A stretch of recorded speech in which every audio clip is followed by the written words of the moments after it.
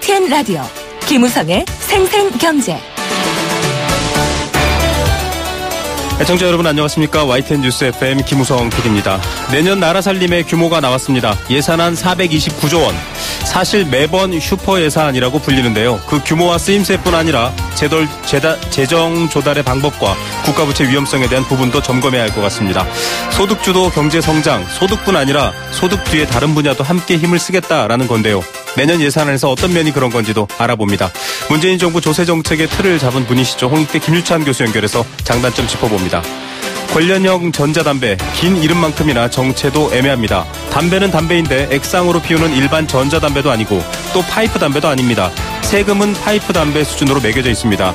그래서 세금을 공평하게 부과해라 이런 의견도 있는데요. 유해성을 따져본 뒤에 다시 정하자 이런 의견도 팽팽합니다. 전자담배 과세에도 역시 서민 꼼수 증세다 이런 비판까지 가세했습니다. 어떤 문제가 핵심인지 전문가와 함께 확인해봅니다. 경제 도미노 시간에는 미국 금리 환경 변화 그리고 국내 금리 환경의 여파 등등 알아보겠습니다. 2017년 8월 29일 화요일 김우성의 생생경제 지금 출발합니다.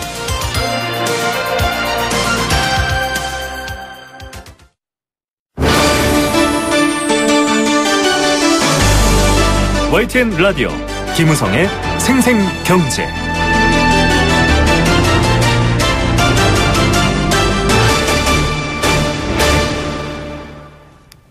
네, 정부가 국무회의를 통해서 내년 예산안을 확정했습니다. 올해보다 7% 가까이 인상된 429조 원입니다. 주 타깃은 역시 일자리, 소득주도 성장의 핵심이라고 할 수 있는 복지 이런 것들에 많이 몰려 있습니다. 혁신 성장 등 정책 과제를 위한 예산이 대폭 반영됐다, 또 무난하다 이런 평가들이 나오고 있는데요. 재정 건전성 문제, 지속적으로 이 재정 조달을 감당할 수 있는가의 문제에 대해선 여러 가지 다른 목소리들이 나오고 있습니다. 홍익대 세무대학원 김유찬 교수 연결해서 이야기 들어보겠습니다. 교수님 안녕하십니까? 네, 안녕하세요. 예. 자, 내년도 예산안 발표가 됐는데요. 사실 발표할 때마다 슈퍼라는 말이 붙습니다. 429조 원 규모, 전체적으로 어떻게 보십니까? 예, 이번 예산안, 아주 무난하다고 보고요. 지금, 지출과 수입 양측에서 이제 10%대, 지출 이제 증가가 있는 것인데. 네. 이것은 이제 문재인 정부 출발하면서 확장적 재정 정책을 쓰겠다. 매 5년 동안에 계속 한 7%대 성장, 그러니까 예산을 확대해서 소득주도 성장, 정부가 주도해서 경제를 살리기에 나서겠다 이렇게 얘기한 것을 실현하는 내용이고 그런 측면에서 예측되었던 그런 예산 내용이다 이렇게 보겠습니다. 예, 소득주도 성장이라는 핵심 키워드를 반영한 것이다. 이 어떤 평가에서는 물적 투자의 기존의 예산이 배정된 성격이라면 이젠 인적 투자로 바뀌었다 이런 말도 있습니다. 좀 다른 개념일 수 있는데 이런 표현에 대해서는 어떻게 보십니까? 네, 적절한 표현이라고 보고요. 지금까지는 이제 결국 경제 성장을 위해서 경제 산업 분야에 정부가 좀 많이 나섰고, 네. 또 SOC 투자, R&D 투자 이런 데다가 이제 많이 예산을 투입을 했는데, 이번 예산, 앞으로도 그렇게 하겠지만 이것이 이제 국민들의 살림살이에 어려운 분들에 대한 도움도 들어있는 것이고, 네. 그다음에 일자리를 만들겠다는 그런 의지도 보여주고 있고, 또 교육 쪽에 투자도 확대하고 있고, 그래서 결국은 사람을 염두에 둔 그런 예산이다 이렇게 볼 수 있는 측면이 존재합니다. 예. 자, 그런 배경 때문일까요? 교수님께서도 지금 말씀해 주셨지만 보건복지 노동 예산이 전체의 34%입니다. 여기 교육까지 합치면 거의 절반입니다. 보건복지 노동 교육이 절반에 해당하는데 이런 부분의 예산을 늘린 것, 물론 소득주도 성장 얘기도 해 주셨지만 구체적으로 좀 어떤 예산이 좀 집행이 될까 이렇게 저희가 볼 수 있을까요? 예, 지금 말씀하신 대로 보건복지, 노동, 교육 분야 예산 비중이 큰 건 사실이고요. 근데 이것이 이제 어느 나라나 사실 그 분야가 워낙 큰 분야입니다. 네. 그럼에도 불구하고 우리가 다른 OECD 국가들에 비해서는 우리가 보건복지 쪽의 예산 비중이 아직도 굉장히 낮은 수준이고, 현재 우리가 총지출이 이번에 7.1% 증가라고 되어 있지만, 보건복지 노동 분야의 증가가 12.9%라서 다른 분야보다 이제 증가폭이 크긴 하죠. 네. 그러나 그것이 아주 큰 수준이라고 보이지는 않고, 네. 이게 과거에도 쭉 이 문재인 정부 들어서기 이전에도 사실은 복지 쪽에 수요가 많기 때문에 네.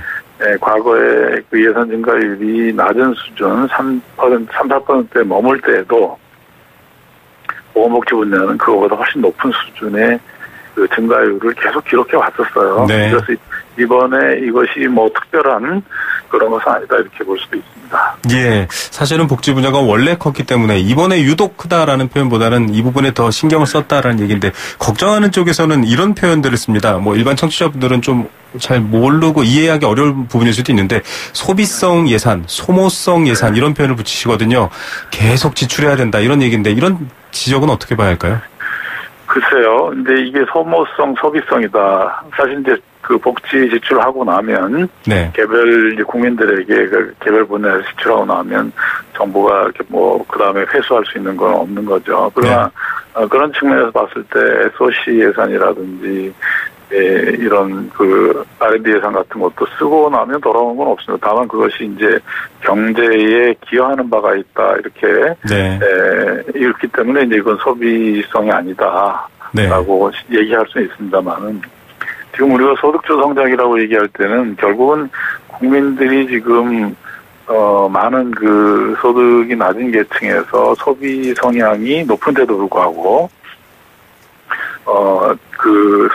이제 소득이 부족해서 이제 사용을 못하고 있기 때문에 거기에 소득을 좀 증가시켜줌으로 해서 소비 성향이 높으니까 그것이 다시 많은 소비로 이루어져서 경기를 살리는데 이바지하면 결과적으로는 이것이 경제를 살리는데 이바지할 수가 있는 것이죠. 이것이 이제 소득주 성장이라는 개념인데 그런 측면에서 보면 꼭 뭐 소비라고 볼 수 있는 소비라고 꼭 봐야 될 이유는 없습니다. 예, 자, 기업의 개념처럼 뭐 투자하고 투자에 대한 또 회수금이 있고 이런 방식이 아니라 말씀하신 것처럼 경기의 성질, 지금 좀 디플레 걱정도 있고 여러 가지 문제를 해결하는 데 있어서 적절한 방식이다라고 했는데 SOC도 사실 그렇게 예전에는 많이 쓰였지 않습니까? SOC 하면 뭐 일자리 는다, 뭐 지방 재정 튼튼해진다 이런 말들도 있었는데 아주 대폭 감소됐습니다. 이거 어떻게 봐야 될까요, 배경은? 특별한 부분이 눈에 띄는 부분이 바로 재정지출 구조 조정, 그 지출분의 구조 조정이 이제 그 11조 정도 이루어졌다고 하는데 그 중에서 다른 분야는 이제 다 나눠져 있어서 크게 눈에 띄지 않습니다. 다만 SOC 분야가 이제 4조 정도 깎여가지고 이게 가장 크게 눈에 띄는 분야이긴 합니다. 근데 이제 우리가 지금까지 많은 비판이 있었어요. 여러 가지 이제 도로 건설이라든지 이런 부분이 상당히 많이 이루어졌고, 우리가 지역으로 이렇게 지방으로 나가보면 도로 건설 같은 게 많이 됐거든요. 이제 그런데도 불구하고 계속 그 SOC 예산이 많으니까 우리가 다른 급한 것들이 많은데, 그럴 필요가 있느냐. 이것이 어떤 선심성 예산, 국회의원들이 지역구에 예산으로 많이들 갔죠. 맞추는 거 이런 부분들이 많은 거 아니냐. 예산을 구조를 좀 돌려야 된다. 이런 비판이 지금까지 많았고 그 부분을 실현한 거죠. 예. 자, SOC에 대한 성격의 변화도 눈여겨볼 만하고 뭐 지난 국정농단 때 사실 좀 문제가 됐었던 문화, 체육, 관광 이 분야도 좀 눈에 띄게 줄었다 이런 말도 있더라고요. 조금 줄었습니다. 자, 이 재정에 대해서 여러 가지 새로운 어떤 구조 조정도 있었고 또 투입에 대한 어떤 어느 부분에 더 힘을 주겠다 이런 배경까지 설명해 주셨는데요. 문제는 이 재정이 좀 버틸 수 있을 만큼의 돈을 풀겠다. 정부는 이렇게 얘기를 하고는 있습니다. 일자리 창출에도 많은 예산이 쓰일 거거든요. 어떻게 보십니까? 지금 재정이 버틸 수 있을 만큼 돈을 풀겠다는 정도로 이렇게 확장적이지는 않아요. 오히려. 이게 지금 많은 확장적인 건 아니다 이렇게 보시는군요. 지금 그 보시다시피 지금 7.1% 늘어난 이 부분이 이 증가한 것이 총지출 증가가 사실은 기준점이 뭐냐면 기준점이 이게 내년도 예산인데 2017년 본 예산 대비 7.1%거든요. 근데 사실 아시다시피 추경 예산이 지금 올해 있었고요.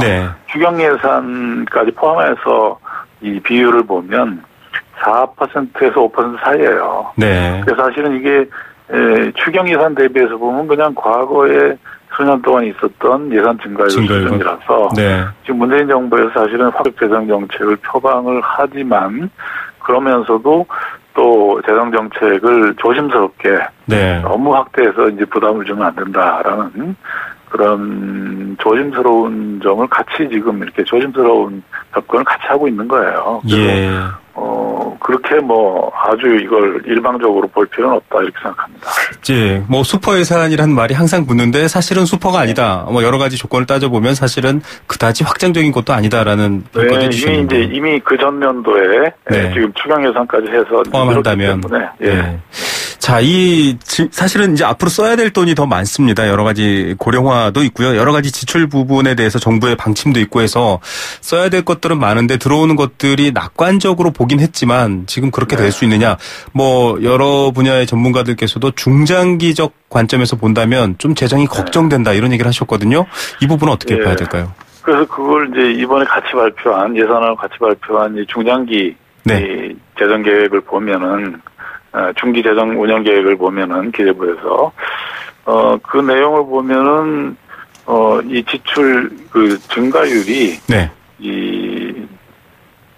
이제 요번에 7.1%지만 내년 그러니까 2019년, 20년, 21년에 5.7, 5.2, 5.1% 이 정도예요. 그래서 연평균 증가율로 보면은 그러니까 지금 18년 포함해서 5.8%로 그렇게 큰 폭은 아주 그 큰 폭은 아니고요.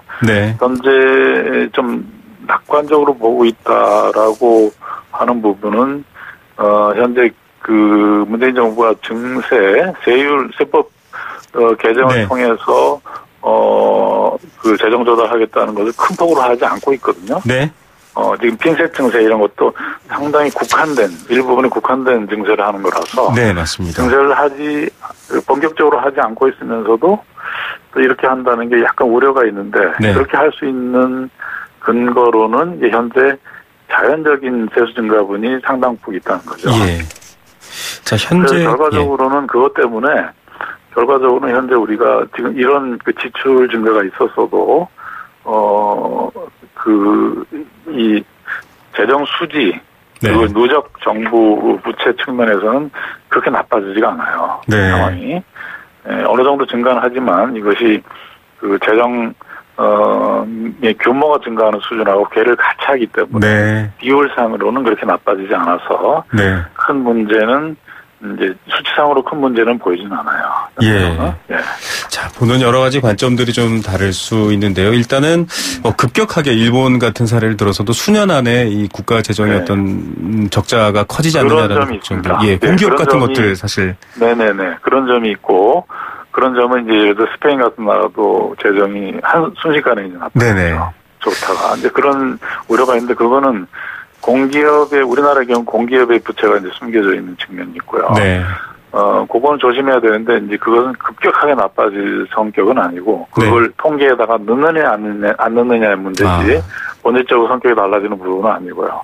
다만 우리가 우려하고는 가계부채 부분이 부동산이 굉장히 이 부동산 시장이 뛰거나 불안정해지면, 가계부채가 이제 감당이 안 되게 급격하게 늘어나면서 이것이 금융권의 불안으로 이어지면 그때 이제 정부가 재정으로 금융권의 그 시장 안정을 또 그걸 해야 되게 되면은 그러면 이 가계부채가 이제 정부 부채로 이어질 수 있으니까 그 부분은 조심해야 되는 부분인데 그런 점을 조심한다면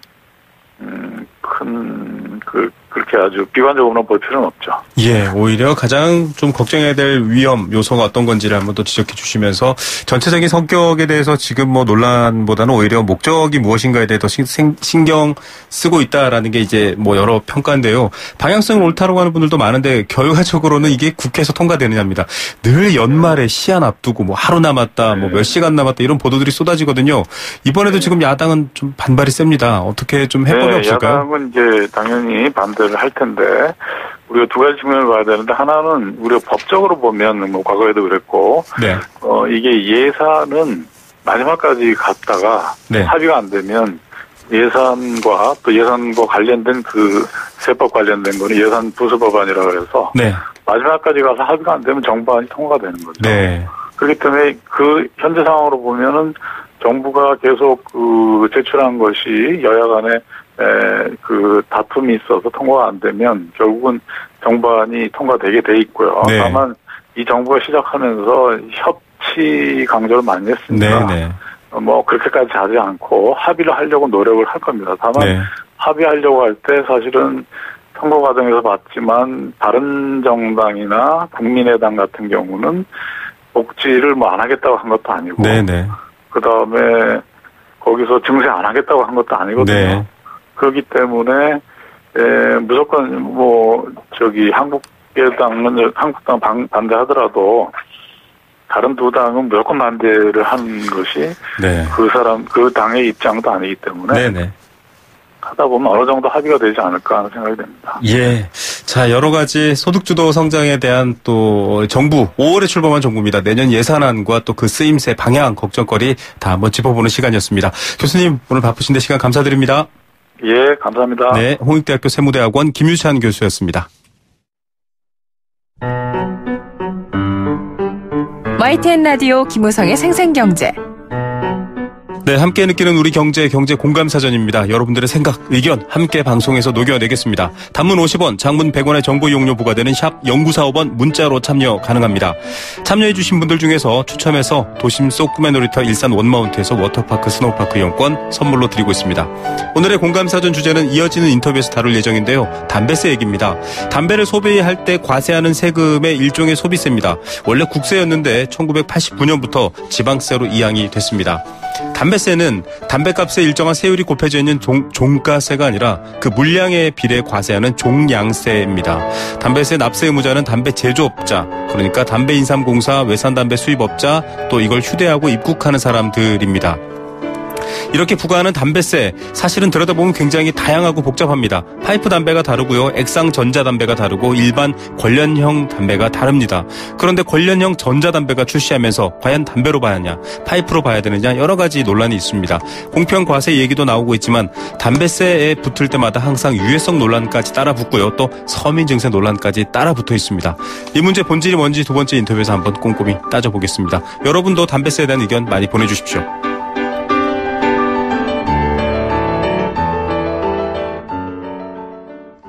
네, 도박은 치료가 필요한 질병입니다. 도박문제 상담전화 1336 한국도박문제관리센터와 생생경제 함께하고 있고요. 포스코와 함께하고 있습니다. 캠페인 2개 듣고 경제 톱뉴스 시작합니다.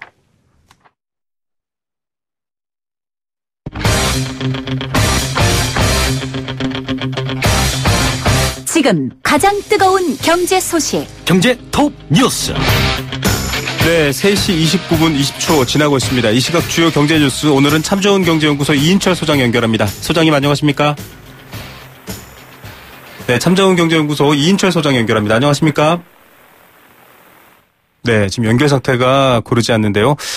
참 좋은 경제연구소 이인철 소장, 금요일에 저희가 이 경제 톱 이슈를 통해서 만나는 분이죠. 한국경제TV에서 또 오랫동안 기자 생활을 했던 분이신데 깊이 있는 경제 소식 전해주는데요.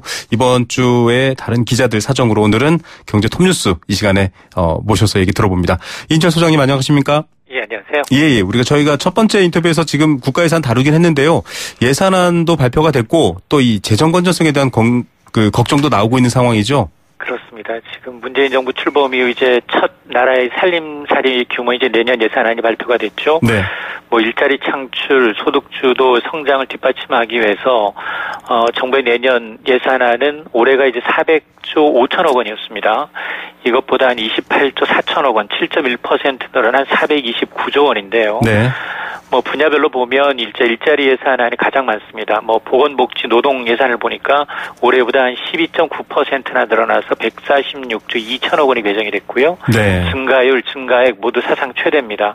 다음 분야가 이제 교육 분야 예산이 11.7% 늘었고 국방 분야도 6.9% 증가를 했습니다.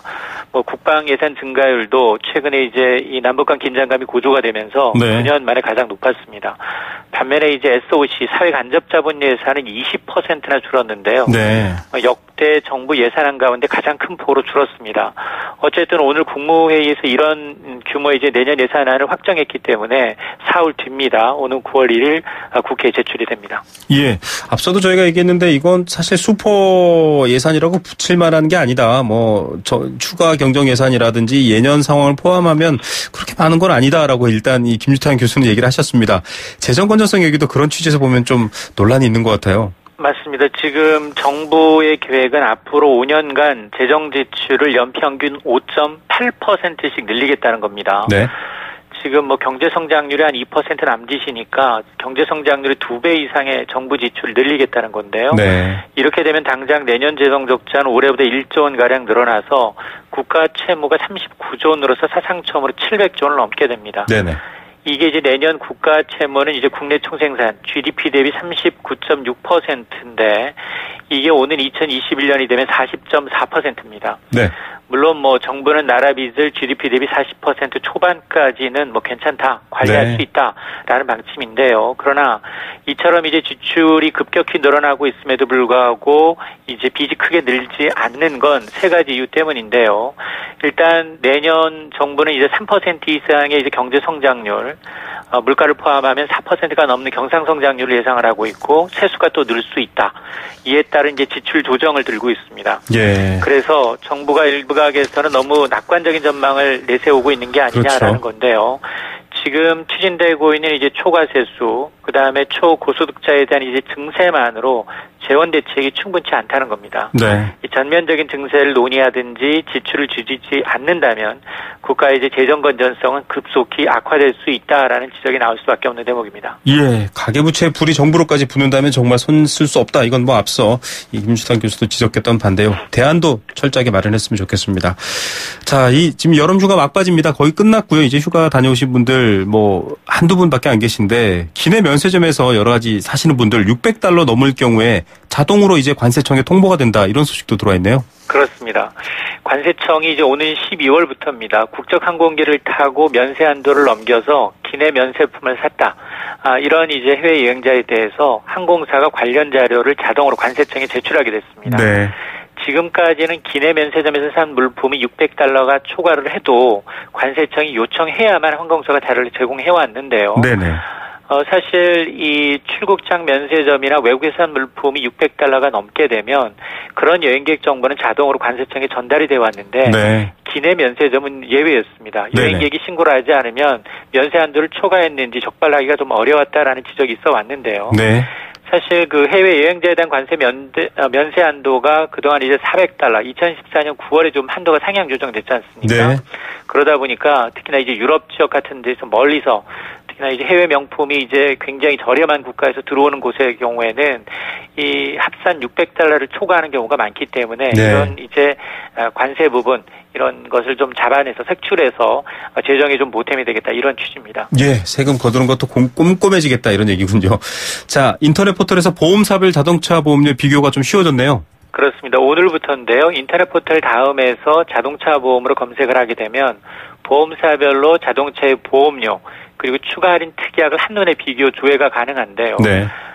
금융위원회가 오늘부터 이제 다음에서 온라인 이제 보험 슈퍼마켓이라고 할 수 있는 보험 다모아에 자동차 보험, 실제 보험료 이제 비교 조회 연계 시스템을 출시합니다. 네. 그래서 이제 생명보험사, 손해보험사가 이제 지난달 말이었죠. 다음과 이제 이 보험 다모아 정보 연계를 위한 정보 제공 협약에 따른 이제 후속 조치인데요.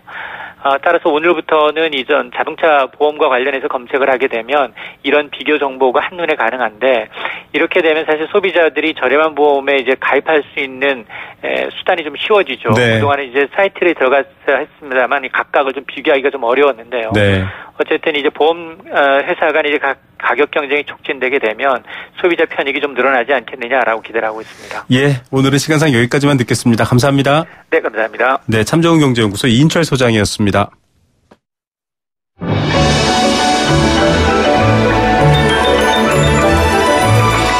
오늘의 경제를 들여다보는 시원한 창. YTN 라디오 김우성의 생생경제 생생인터뷰. 네, 두 번째 생생 인터뷰입니다. 아이코스 글로. 사실 담배에 관심이 없거나 안 피시는 분들은 잘 모를 텐데요. 이 흡연자들 사이에서 인기를 많이 끌고 있다고 합니다. 관련형 전자담배입니다. 출시 전에 5월에도 저희가 이 인터뷰를 한번 했었는데요. 과세 논란이 있었습니다. 이게 어떤 세금을 붙여야 되느냐 이런 논란이었습니다. 지금 더 많은 인기를 끌고 있어서 구체적 과세 이야기가 나오고 있고 기재위에서는 어느 정도 합의가 됐다라고 하는데 국회 통과가 불확실해졌습니다. 세금에 있어서 가장 중요하다고 하는 부분이 조세 형평 문제이기도 한데요. 지금 또 반대하는 입장에서는 유해성을 좀 더 확실하게 확인해보자 이런 얘기도 나오고 있습니다. 게다가 담배에 부과되는 세금은 빈부를 가리지 않죠. 그래서 서민들에게 오히려 더 부담이 된다 이런 논란까지 남아 있습니다. 이 논란 어떻게 봐야 될까요? 인천대학교 경영대학장입니다. 홍기훈 교수 전화로 연결합니다. 교수님 안녕하십니까? 네, 안녕하세요. 여러 세금 중에서 이 담배세만큼 뜨거운 게 없는 것 같습니다. 네. 교수님, 담배세가 뭔지부터 일단 좀 정확히 알아야 될 것 같은데요. 어떤 성격 구성이 있는 건가요? 네, 담배세 그러면 이게 그 세금이 딱 한 개 있는 게 아니고요. 네. 우리가 그 지방세인 담배소비세, 지방교육세, 또 국세인 개별소비세, 또 세금은 아니지만 부담금인 국민건강증진부담금 등 이런 걸 총괄 합해서 담배세다 이렇게 얘기를 하는데 네. 이 담배세는 뭐 금방 말씀하신 것처럼 빈부의 차이 없이 다들 피우게 되시고 네. 그렇게 되면 소득이 낮은 사람일수록 상대적으로 세금을 더 부담되는 그런 간접세에 속하는 그런 특징이 있습니다. 예, 간접세적 성격이 많기 때문에 사실 올리면 어떻게 좀 납세자 입장에서는 취할 수 있는 조치가 없다 이렇게 봐야 되는 거네요. 그러면 납세자 입장에서는 누구나 다 담배 피우는 분들은 동일한 금액의 세금을 내기 때문에 소득이 낮을수록 부담이 크죠, 상대적으로. 예. 네. 자, 지금 논란이 되는 게 이제 일단 많은 분들이 알고 계시는 담배, 권련, 또 권련형 전자담배, 액상 니코틴을 쓰는 전자담배, 뭐 파이프 담배. 저는 몰랐는데 이 모든 담배마다 세금이 다르더라고요. 어차피 같은 담배 아닌가 이렇게 보시는 분들도 있을 것 같은데 이렇게 차이를 둔 이유도 따로 있습니까? 지금 우리 그 담배 관련 세금에서 보면 나누는 거를 한 4가지로 나눕니다. 이러면 피우는 담배, 네. 그다음에 씹는 담배, 냄새 맡는 담배, 뭐 머금는 담배 이렇게 이제 나눠서 네.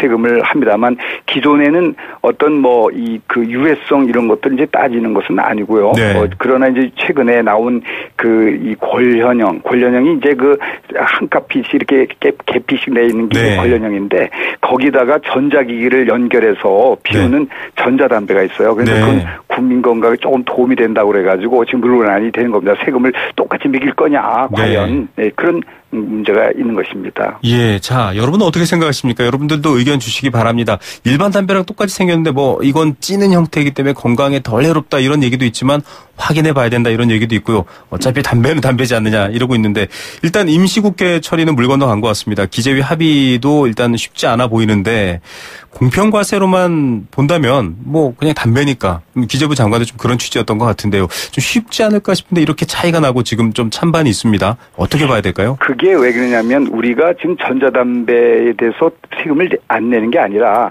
일반 담배는 한 값을 20갭이 된 한 값을 사면 3,323원을 냅니다. 네. 그러나 전자담배는 거기에 52%인 1,739원을 이미 내고는 있는 겁니다. 네. 내고는 있는데 그렇다 그러면 그 전자담배하고 일반 담배가 그렇게 차이가 있냐. 네. 이제 이것이 논란이 되는데 외국의 경우에는 거의 그 50% 수준에서 세금을 이제 내고 있거든요. 네. 이미 우리나라는 52%를 이미 내고 있지 않느냐. 네. 근데 뭐 그거를 똑같다 하면서 또 더 내라 그러면 외국에 비해서 또 더 내게 하면 결국은 증세 아니냐. 네. 이미 내고 있다. 그런데 전자 담배는 다른 나라에서 왜 깎아주느냐. 건강에 좀 그래도 차선책이지만 좀 유해성이 일반 담배보다 떨어진다고 하더라. 그런 거를 검토도 안 하고 무작정 세금을 올리면 되겠느냐. 이게 지금 논란거리입니다. 예. 자, 이런 부분이 참 유해성 여부가 세금을 정하는데 중요한가 또 이렇게 생각하시는 분들도 있을 텐데 고려는 되는 거겠죠, 교수님? 그래서 예전에는 그 유해성은 거의 담배가 태운 담배든 씹든 그 크게 이제 차이가 없었는데 요번에는 이제 연기도 안 나오고 그 예전엔 연소형 불에 이제 직접 태워서 피우시는 건데 지금은 가열해가지고 증기를 발생해서 하기 때문에 예를 들면 우리가 음식도 끓여 먹느냐 구워 먹느냐에 따라 좀 다르지 않느냐. 그렇죠. 그러니까 이것도 달라서 연구진에서 보면 좀 유해성이 좀 낮다 이렇게 많이 나온다. 따라서 차선책이지만 담배 이렇게 막 피우는 분을 그런 전자담배를 조금 전환시키면 좀 나지 않느냐 이런 면이 이번에 아주 강조되는 겁니다. 예, 여러 세금뿐만 아니라 국민 건강에 대한 부담금까지 들어있기 때문에 이런 논리도 사실은 중요한 이슈가 되고 있습니다. 근데 과세를 늦추거나 뭐 올리지 않더라도 그게 소비자한테 돌아가는 게 아니라 다국적 담배 기업의 이익 아니냐 이렇게 보는 시각도 있습니다. 사실 뭐 저희가 이 경유라든지 각종 유류 세금에도 마찬가지 그런 논리를 들이대는데요. 어떻게 봐야 될까요? 지금은 이제 필립 모리스에서 아이코스라는 게 6월 달에 나오고 네. 그다음에 그 브리티시 아메리카 토바코에서 그 글로라는 게 8에 나왔는데요. 우리나라도 10월에 KTNG에서 출품할 그 예정이 있습니다. 따라서 네. 이게 꼭 외국의 업체만 이렇게 될 거냐 하는 거는 이제 조금 논의가 될 수 있습니다. 우리나라도 네. 이제 그런 제품을 내놓으면 이제 다른 상황이 되기 때문에 꼭 외국에 도움이 되냐 안 되느냐 이거보다는 이 이 담배가 국민에게 그 유해가 좀 한 면이 좀 일반 담배보다 떨어진다면 그걸 명확히 해야겠네요. 네. 정확히 하고 외국에는 거의 50% 이하, 이태리는 40%까지가 안 내거든요. 근데 우리가 이미 52%를 내고 있지 않느냐. 네. 그래서 이런 면이 지금 옥신각신하고 있는 것입니다. 예. 자, 앞서 말씀해 주신 것처럼 이게 간접세입니다. 사실은 뭐 빈부를 따지지 않기 때문에 지금 이걸 피시는 분들, 이걸 선호하시는 분들한테 특히 좀 서민층이 많이 담배를 핀다 이런 얘기가 있지 않습니까? 네. 서민 부담이 있지 않을까? 이른바 뭐 역진성 이런 얘기를 하던데 어떻게 봐야 될까요? 물론 이 담배 소비세는 당연히 일반적으로 간접세고 또 역진성이 있다고 하는 건 대부분 이제 인정하는 것이기 때문에 그러나 그런 분들이 지금 그나마도 담배를 끊진 못하고 네. 좀 차선책으로 전자담배를 좀 피워보겠다고 하는데 거기다 또 세금을 왕창 해가지고 일반 담배와 똑같이 하겠느냐. 네. 그러면 그분들에게 좀 부담을 좀 이렇게 주는 거 아니냐. 그러면 증세가 되고 그 서민에게 상당히 더 힘들게 만든다. 그런 얘기인데 만약에 지금 현재요. 전자담배로 한 25%가 기존 담배분이 이렇게 옮겨가시면요. 네네. 대략 1조 5천억이 세수가 내려가요. 사실은요. 네, 세금 줄어들군요. 네, 흡연율이 똑같다고 한 전제 속에서는. 네네. 따라서 정부 입장에서도 이 전자담배가 이제 너무 많이 피우시면은 네. 예, 지금 현 세금 체제에서는 덜 걷게 되는군요. 예, 덜 걷게 될 확률이 크죠. 자, 이런 배경도 있는 것 같습니다. 참 네. 결국 세수의 문제인데 어쨌든 이 여러 가지 논란 중에서 그러면 가장 중요한 이 이슈를 보시는 분들이 꼭 생각해야 될 것은 이거다. 정치권에도 좀 조언을 해주시는 차원에서 말씀해 주신다면요. 네, 물론 이런 그 담배세는 어차피 저번에도 2,000원 올릴 때도 국민 건강을 생각해서 했다고 했었습니다. 네. 따라서 세수를 먼저 보기보다는 이 국민 건강 내지는 금연 효과가 얼마나 있느냐, 국민 네. 건강이 있는 것도 간과해서는 안 될 것으로 보입니다. 따라서 이번 전자담배도 너무 이 세금을 올려서 전자담배를 통해서 좀 조금이라도 냄새도 안 풍기면서 건강을 좀 챙겨보겠다는 분들에게 네. 또 다른 나라에서도 세금을 좀 많이 내려주고 있는 마당에서 우리만 역행해서 막 올리는 것도 좀 제고할 필요가 있지 않겠나 이런 생각을 가지고 있습니다. 예, 담배 피우는 분들의 입장에 대한 부분도 좀 고려가 필요하다. 이런 방식으로 네. 저희가 좀 생각해 봐야 될 것 같습니다. 교수님 오늘 말씀 감사드립니다. 네, 감사합니다. 네, 인천대학교 경영대학장이시죠. 홍기용 교수 전화 인터뷰였습니다. 세계 경제가 내 주머니 속으로 경제 도미노. 네, 앞서 인터뷰들도 마찬가지였습니다. 내년도 국가 예산이나 혹은 담배세 모두 다 도미노처럼 하나가 하나를 밀어내고 또 하나를 밀어내고 이런 방식으로 다 연결돼 있죠. 세수 문제까지 껴있는 줄 몰랐는데요. 바로 국제경제도 또 역시 우리 경제에 그렇게 도미노처럼 연결되어 있는 그런 연결 관계가 있습니다. 경제 도미노 시간, 오늘은 그런 주제들 다룰 예정인데요. 건국대 경제학과 최백은 교수 전화로 연결합니다. 교수님 안녕하십니까? 네, 안녕하세요. 예, 많은 분들이 잭슨홀 이러면 그게 어딘가 이런 얘기를 할 텐데 지금 미국 이 중앙은행이라고 해야 될까요? 그 결정에 대한 이 얘기가 잭슨홀 심포지엄이었는데 좀 침묵이다 이런 보도가 나왔습니다. 어떻게 봐야 될까요? 예, 그 잭슨홀 심포지엄이라는 게 이제 그 와이오밍주예요. 네. 캔사스 시티라는데 이제 거기 그 이 산장 같은데 네. 있는 곳인데요. 거기서 1년에 한 번씩 이제 그러니까는 그 연준 주최로 이제 그러니까 심포지엄을 합니다. 네. 그러니까 세계 유수의 중앙은행 총재들이 다 이제 모이고 유수의 또 이제 경제학자도 참여하고 그러는데요. 일단 저는 좀 소문난 잔치에 먹을 게 없었다 이런 말로 우리가 이제 비유를 하고 싶은데 네. 왜 그러냐면은 양대 중앙은행 총재가요 미국과 유럽의 중앙은행 총수가 언급 침묵을 지켰단 말이에요. 네. 사실상이요. 저는 이것을 어떻게 해석하냐면은 중앙은행들이 지금 방황을 하고 있다는 것을 좀 이렇게 해석하고 싶습니다. 아, 중앙은행들이 방황을 하고 있다. 예. 이게 어떤 배경인가요? 왜냐면 이게 이제 어쨌든 잭슨홀 미팅 이후에 이제 시장에서는 이제 연내 기준금리를 인상하지 않을 수도 있다는 이제 이러한 그 시그널을 이제 전망을 갖고 있잖아요. 네, 맞습니다. 이건 결국 뭐냐면은 이 경기 회복에 대한 자신감의 이제 약화를 이제 사실 의미하는 거죠. 네. 원래 이제 예상은 그러니까 계속해서 한 차례 더 이제 추가 금리 인상을 맞습니다. 계속해서 얘기를 해왔었는데 네네. 그것조차도 그러니까는 밝히지 못하고 있다는 것은 이제 통화 정책을 정상화 속도에 대한 이제 불확실성을 키울 수밖에 없는 것이고요. 네. 시장에서는요. 드라기 총재도 이제 그러니까 양적 완화 출구 전략의 속도를 늦추겠다는 이제 의사를 이제 표명을 했죠. 네. 그러니까 그만큼 이제 결국은 뭐냐면은 이 중앙은행이 그동안 돈을 풀어가지고 이 경기를 유지하는 이 상황을 네. 당분간 지속시킬 수밖에 없는 이런 측면을 이렇게 노출시켰다고 저는 보고 싶습니다. 예, 세계 경제의 완만한 회복세라던가 여러 가지 미국 내에서의 뭐 실업률 감소 이런 얘기들 보도해드리면서 결국 올라갈 것이다라고 얘기했는데 좀 다른 상황이다.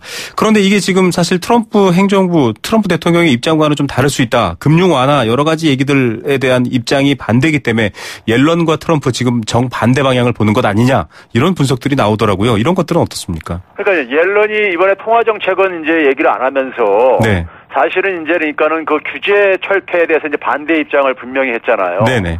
이제 소위 말해서 이제 오바마 행정부에서 도드 프랭크법을 통해서 이제 금융 규제를 좀 강화를 했는데 이걸 이제 이걸 폐지시키겠다는 게 트럼프의 이제 그러니까 입장이고요. 여기에 이제 반대 입장을 내놓았는데 사실 지금 이제 중앙은행들이 걱정해야 되는 부분들, 그다음에 이제 전문가들이 이제 그러니까는 이 주목을 하는 부분 중에 한 가지가 뭐냐면요.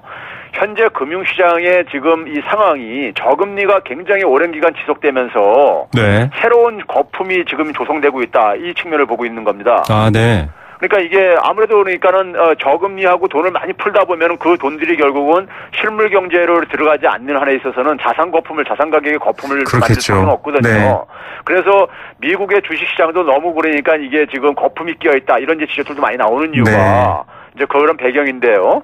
근데 이제 지금 트럼프 입장 속에서는 저금리하고 약달러를 통해 가지고 이 월가를 좀 이제 그러니까 계속해서 좀 이제 이 강세장을 만들고 네. 그다음에 미국의 이제 그러니까는 이 약달러를 통해서 수출을 좀 증대시켜 가지고 좀 이제 약간 경기를 약간 부양시키는 이런 이제 입장을 가지고 있는 거거든요. 네. 그러다 보니까 이제 금융 규제를 완화를 해 가지고 이 저금리하고 약달러를 이제 그러니까 만들겠다는 것인데 그랬을 경우에는 주식시장 거품이 더 걷잡을 수 없는 상황으로 네. 발전할 가능성이 고려되고 있다 보니까는 이게 이제 이른바 이제 트럼프 리스크라고 이제 우리가 표현할 수 있겠는데요. 네. 여기에 대한 경고 메시지가 아닌가 저는 이렇게 생각하고 있습니다. 예, 옐런 의장의 침묵에 이은 또 금융 규제에 대한 반대 입장 역시 말씀하신 것처럼 실물 경제로 들어가지 않는 돈들이 이 자산 거품을 만들어냈을 때에 대한 우려, 걱정 이렇게 볼 수 있다라고 말씀해 주셨습니다.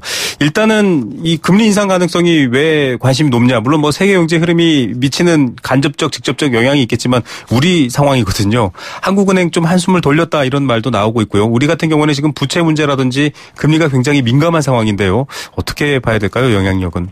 이게 그 지난 7월 달 이후에 이제 그 연준의 이제 추가 금리 인상 가능성이 좀 약화되기 시작했어요. 네. 이제 물가 상승률이 좀 실망스럽게 나오고 이러면서요. 그러다 보니까 이제 시장 장기 금리가 하락세로 반전을 했는데 우리나라 시장 같은 경우 이제 부동산 파리 대책 전후로 네. 시장 장기 금리가 약간 상승세로 보였다가 네. 중순부터 좀 하락세로 반전을 했어요. 네네. 그래서 어저께 이제 이주열 총재가 이제 청와대 이제 인사가 이 금리 발언한 것에 대해서 네. 좀 안타깝다는 표현을 이제 이렇게 표명을 썼었죠. 네네. 그러니까 이제 이게 그 연준이 이제 그러니까 12월 금리 인상을 원래 스케줄로 진행을 할지 안 할지 지금 굉장히 불확실성이 높아지는 상황에서 네. 지금 한은도 굉장히 지금 거기에 영향을 많이 받을 수밖에 없는 상황이거든요. 네. 그런데 이제 한은 입장도 그동안에 이제 그러니까 금리를 좀 이제 인상할 가능성을 계속 내비쳐 왔단 맞습니다. 말이에요. 네. 내비쳐 왔었는데 그 금리 인상을 선택하는 문제도 여러 가지 이제 그러니까는 사실 뭐 긍정적인 측면도 있고 부정적인 측면도 있고 그러는데 그런 부분들을 그러니까는 지금 그 어떻게 판단해야 될지 네. 굉장히 이제 그 곤혹스러워하는 이런 이제 상황에 지금 이제 한국은행도 지금 이제 놓여 있다고 보고 있고요. 네. 적어도 8월 달에는 그냥 넘어갈 것 같고요. 네네. 9월 달에는 이제 금통위가 안 열리니까는 9월 달 연준의 결정을 보고 이제 10월 달 정도에 그러니까 이제 결정을 하지 않겠는가 생각이 듭니다. 예. 아주 좀 단순하게 이런 분야의 어떤 이야기가 어렵다라고 느껴지시는 분들은 경제가 좋아질 거다 나빠질 거다에 대한 판단으로 이런 것들을 정하는데 지금 어떻게 보면 한국은행도 좋아질 거다라고는 보지 않는다라는 이야기가 나오고 있습니다. 일단 성장률에 대해서도 3% 어렵다 이런 말도 나왔거든요. 어떻게 봐야 될까요, 교수님? 그렇죠. 한은이 이제 지난 7월 달에 이제 성장률을 2.8%로 이제 상향 조정하면서요. 네네. 추경 효과를 반영하지 않았다고 이제 그 당시에 얘기했어요. 맞습니다. 그럼 이제 추경 효과를 반영하면 3%도 가능한 게 아니냐 이렇게 해서 이제 그러니까 추정을 한 거죠.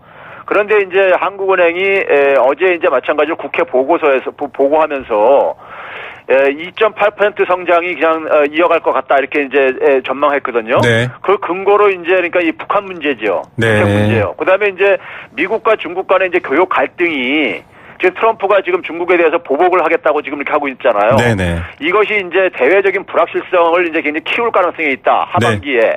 이게 이제 결국은 추경 효과를 상쇄할 게 아니겠는가. 네. 이렇게 지금 이제 보면서 좀 경기가 좀 이제 그러니까는 둔화될 가능성에 대해서 굉장히 좀 이제 그 주목을 하는 것 같습니다. 예, 참 경기 둔화. 지금 미국에서도 북한 리스크에 대해서 시장 민감도가 달라졌다 이런 말이 나오고 있습니다. 일단은 올해 금리 인상은 그래도 가능할까? 이 여부도 역시 미국의 추이를 봐야 되겠다 이렇게 전망해야 되겠죠, 교수님? 예, 물론 이제 그 이주열 총재는 이제 우리나라 그 금리 결정이라는 것은 뭐 미국의 연준의 그러니까 금리 수준뿐만 아니라 네, 국내 경기라든가 뭐 물가 그다음에 금융안정 리스크 예를 대표적으로 이제 가계부채 문제 같은 경우는요. 이런 것들을 다 종합적으로 본다고 하지만은 연준이 그러니까는 금리를 이제 올리게 되면은 우리도 올릴 수밖에 없는 지금 상황에 지금 직면해 있어요. 네. 왜냐하면 지금까지는 기준금리가 연준이 조금 낮습니다. 우리나라보다도. 네. 근데 이제 이게 역전될 수가 있는 거거든요. 네. 그렇기 때문에 연준의 정책이 가장 이제 중요한 하나의 이제 그러니까 우리가 방향타가 될 수 있는 것이죠. 네. 자, 이런 부분들 뭐 여러 가지 미국 금리 신경 쓰지 말고 우리 상황에 집중해라라는 말도 있지만 복잡한 관계 속에서 또 고려해야 될 점이 많은 것 같습니다. 다음 주제도 저희가 한번 이 얘기 여쭙도록 하겠습니다. 오늘 말씀 감사드립니다. 네, 감사합니다. 건국대학교 경제학과 최백은 교수였습니다. 네, 담배세에 대해서도 많은 분들이 의견을 주시고 계시는데요. 말씀드린 것처럼 빈부를 가려내는 눈이 이 세금에는 없습니다. 뭐 그래서 똑같이 가난한 사람도 부담을 많이 해야 된다 이런 논리도 있고요. 한편으로는 어차피 담배이지 않느냐. 당연히 좀 죄악세 성격의 세금을 내야 되는 건 당연하다 이런 논란도 있습니다. 그 와중에 여러 가지 문제가 있는데요. 좀 세금 차이를 주는 게 맞다라고 보시는 5374님도 있고요. 또 유해성에 따라서 좀 달리해라라는 8735님 그런 의견도 있었고요. 3179님은 좀 전혀 다른 의견인데 하나 주셨습니다. 담배 피우는 거 자유입니다. 제발 꽁초는 좀 버리지 말았으면 좋겠습니다. 예, 담배 피우시는 분들도 다른 분들에게 피해가 안 가도록 필 필요가 있을 것 같고요. 세금도 좀 현명하게 여러 가지 유해성뿐만 아니라 다양한 것들을 따져서 결정됐으면 좋겠습니다. 의견 주신 분들 감사합니다. 네, 도박은 치료가 필요한 질병입니다. 도박 문제 상담 전화 1336 한국도박문제관리센터와 포스코 생생경제와 함께했습니다. 오늘 사연 주신 분들 중에서 3179님 기본 에티켓 지적해 주셨는데요. 저희가 스노우파크 티켓 선물로 드리도록 하겠습니다. 내일 오후 3시 10분에 다시 건강한 목소리로 찾아오겠습니다. 김우성의 생생경제였습니다.